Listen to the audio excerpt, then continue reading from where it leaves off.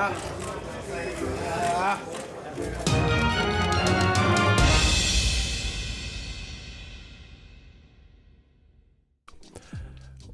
Bob Arum says that Tyson Fury has done more in subscriptions for ESPN Plus than anybody not named Canelo Alvarez has done on Dazn. What up, Fight World? It's your boy Ego, and I'm back with some more boxing. Make sure you smash the like button. Also, subscribe to the channel for the latest and greatest in boxing. If you want to become part of the gang, notification gang, please hit the bell icon. Shout out to the Super Chat channel donations, the Venmo donations, and the Patreon family. We working. Tyson Fury fights this weekend on ESPN Plus. If you want to sign up and watch that fight along with the other content available on ESPN Plus, I am an affiliate. Use the link in any of my videos. It's in the description box. It's a clickable hyperlink, and it helps the channel, and you'll be able to access the ESPN Plus content, and it's for a reasonable price. Now, Bob Arum made a recent comment where he says that Tyson Fury single-handedly grew in subs and subscriptions for ESPN Plus greater than anyone outside of Canelo. So obviously Canelo's a big star in America, and he's saying he's contending that there's no other DAZN fighter that drove more traffic to their respective, streaming app or platform, which is DAZN, than Tyson Fury did in his first fight with Tom Schwartz. Now, I want to give my thoughts. This is a little bit, it's not shocking, so that's not the right word, but I don't know who to believe in this equation, because ESPN Plus nor DAZN, since they're more private entities and they're not measured the same way that I know of on the Nielsen Media Research rating, which does a lot for, primetime TV award shows and Grammys and BET Awards and stuff like that. It has different methods to capture how many people were concurrently watching, the total viewership, and get the TV ratings. But since we're talking about apps, it's different, so that information is more proprietary and it's not readily available to the public unless they choose to kind of release something. So I have a few questions. I don't know how Bob Arum would know DAZN's vital stats and their target numbers and what goals and whatnot they've hit, since he doesn't work for DAZN and he has his own entity and company. It's not out of the realm of possibilities just because he's plugged in. He's been in the game and the industry, so people speak. I know a lot about, like, let's say, sparring stories with some of your favorite fighters that I've learned along the way from other fighters or people who've sparred this guy and that nobody knows. Well, not nobody, but the public doesn't know. Like, I know about fighters who are getting dropped and knocked out and shit before fights, and that stuff stays in the gym. So don't bother asking me about it, because that's not me. I'm not gonna put something that I was told in confidentiality out like that. But needless to say, people talk. That's the point I'm making. People talk. So it's possible that Bob Arum has sources or some way to, achieve some way to get this report of, DAZN's numbers. This is, you want to see what your competitors are doing. So I don't know. I don't know if Bob Arum here is like kind of just selling wolf tickets and jawsing, and it's Tyson Fury's fight week, so he could just be trying to sell Tyson Fury, or maybe he has some information. I want to know in the comment section what you guys think. It's not out of the realm of possibilities, because in my opinion, Tyson Fury, it's not like he was in a big fight with Tom Schwartz. However, ESPN, I think they have marketed their platform a bit different and a bit stronger than the streaming app DAZN. Plus, the price point is cheaper. For DAZN, if you're a new member, we're referring to, because I'm not really going off of the mild number. See, because you got to look at it like this.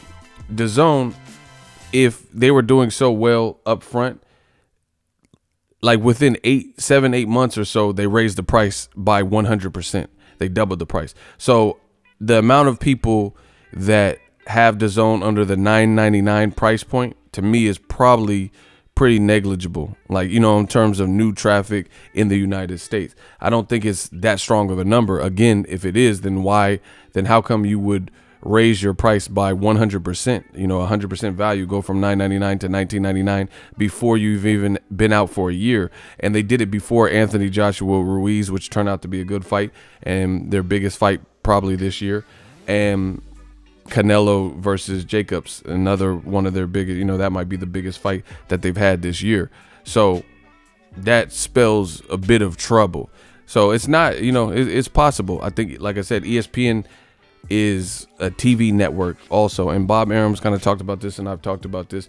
The good thing with PBC and also Top Rank working with ESPN is they have a linear channel to fall back on. Like, streaming could be the wave of the future and stuff like that, but is it right now? Do people want to watch big fights only have it accessible via an app or a smart TV or Roku, that type of stuff? You get what I'm saying? That remains to be seen, and it sucks because we don't hear any of the numbers.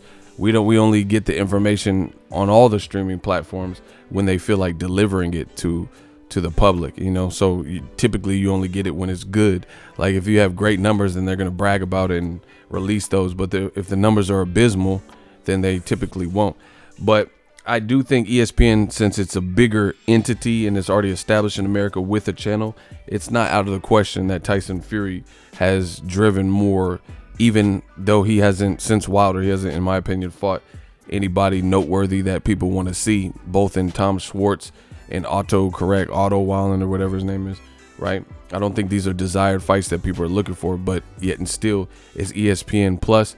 And it's kind of hard to gauge too, because unless they're clicking on a specific link, like my link or something, I don't know if you can tell, readily exactly why people are jumping on board with the subscriptions, because they also got UFC. So sometimes there's been cases where there's other sporting events the same night Tyson Fury fight. So I don't know how he, primarily gets the credit for it. So I don't know if Bob Arum's being truthful here, or if he's just kind of just talking to take some shots at Eddie Hearn and John Skipper, former ESPN guy, and things like that, and also promote Tyson Fury, because he himself hasn't released the Tom Schwartz numbers.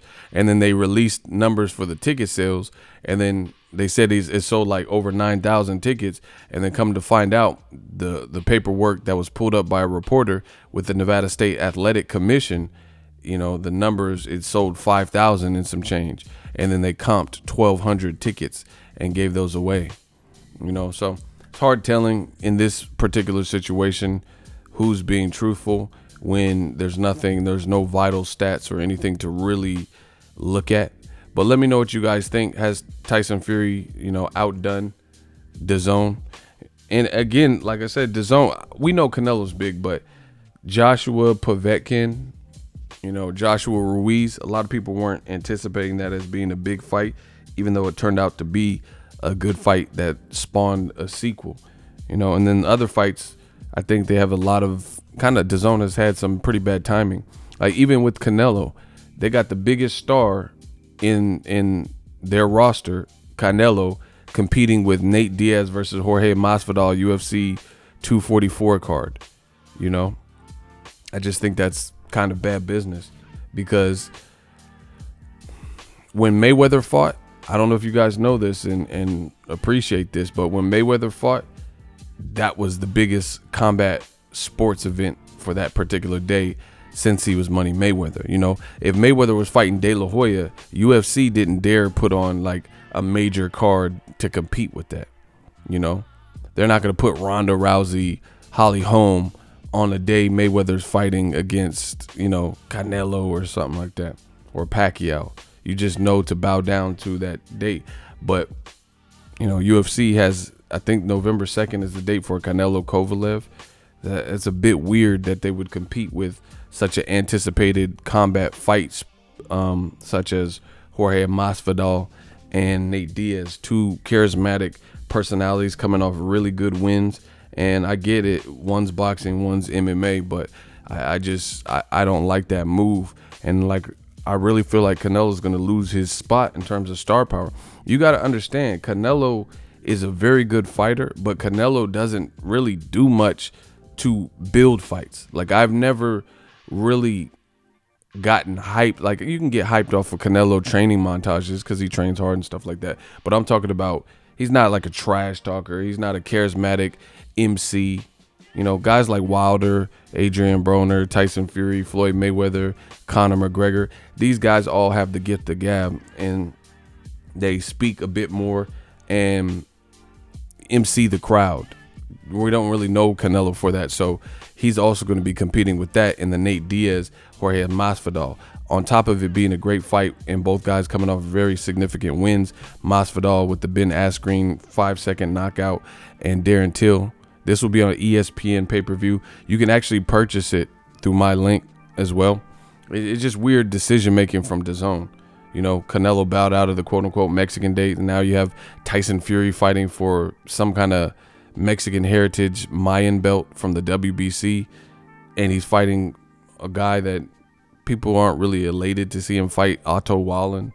Just weird. But let me know, back to what Bob Arum said, let me know if you believe Bob Arum. Do you think that Tyson Fury has outdone and outperformed? Like I said, it's possible because there hasn't been that many major DAZN fight. Like Juan Francisco Estrada, he was in some good fights on like the Dwayne Beeman and the Sor Rungvisai.